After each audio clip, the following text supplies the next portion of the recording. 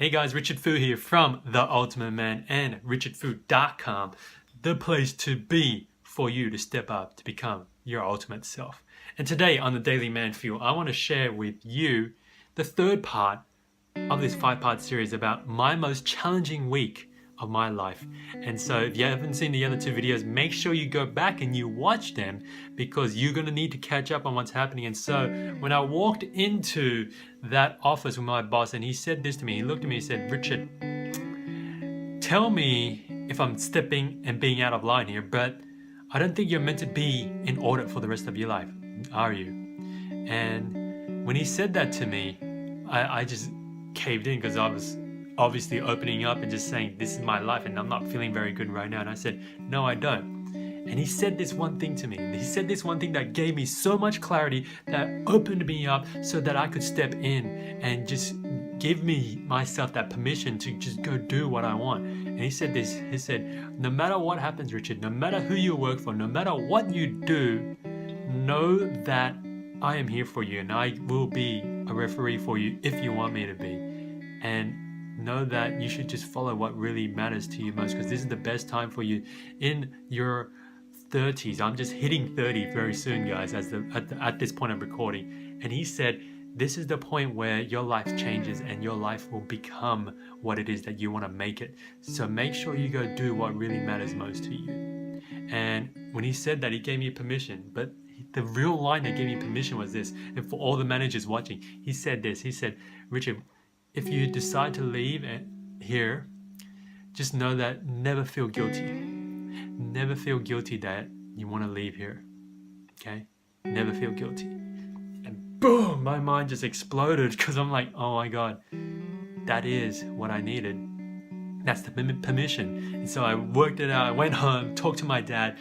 He said, Dad, this is the plan, this is what I got, this is how much I got in my safety net, my nest egg if things don't go well. I just need you to support me sometimes because I'm going to be living at home and reducing my expenses as much as I can. Will you support me? My dad said just one question. He had one question to ask, and he's not a man who talks much. And he said this. He said, what happens if Rachel comes back? What happens if she comes back and says she wants you and you have no job and now you're in trouble? What are you going to do? And I said this to him. I looked him straight in the eye and I said, Dad, if I was half the man that I was in the relationship with her and she couldn't take me for that, and now I'm the complete whole person that I am and the whole part of everything that I am right now in this moment, she says, she doesn't want that and she can't take that, then we're not a match. It's that simple. We're not a match. When I said that and he took that breath and he looked at me and he said, okay. And that's the hardest thing that I have to say. She may be watching this and that's okay. But what's important here is that I continue to step into being who I am, because the more I'm being who I am, the more likely I'm going to attract more people who will just want to be with me. And in this whole week, this is the second phase of it, was where I experienced so much support. I will ask my older sister, I asked my family, I asked my best friends, telling them, painting that same picture of, this is why I'm doing this is what I'm doing, this is what I want to do, this is what I'm here for. And they all said, this is it, Richard, you are doing the most responsible thing you could do. It makes sense to do that, and you're doing it safely. So why not? This is the chance. Go for it. Go all in. Burn all the boats. Put everything into it. And so then on that Thursday, the last day of March, the 31st of March, I put in my resignation and I told my boss that this is what I'm here to do. And he said this one thing. He said, Richard, I'm really proud of you for stepping up and just wanting to go for what you want, because that's the biggest mistake that I didn't do for myself.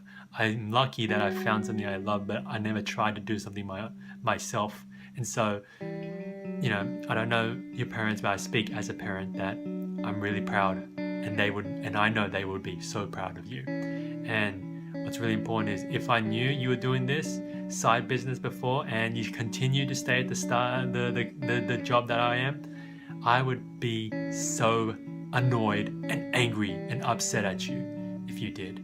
So what you're doing is the right thing, and I know this hasn't been an overnight reaction. This has been part of the plan for many months, and I said, yeah, it was always the plan. And so go out and go do it. I know you got the right skills for it. Go out and go smash it, and I know you can. And so I freed myself, guys. In this hectic week, I freed myself, and that was where the path started to clear itself and to unveil itself. And that was the second phase.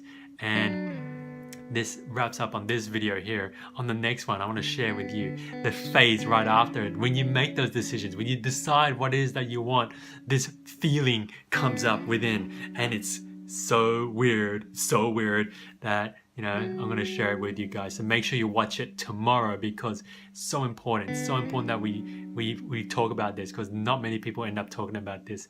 And so I want to cover it on the next one. So make sure you watch it. And of course, share this out with anyone who needs to see this series. So guys, go out there, go live with love, go smash it. I'll see you again on the next one. Thanks. Bye. My life started to change, and the light bulb went off in my head. I'm like, oh my God, I can do this. I can do this. Because before, the excuse was, you know, because Rachel didn't want me to, because she was scared. But the truth was, when we broke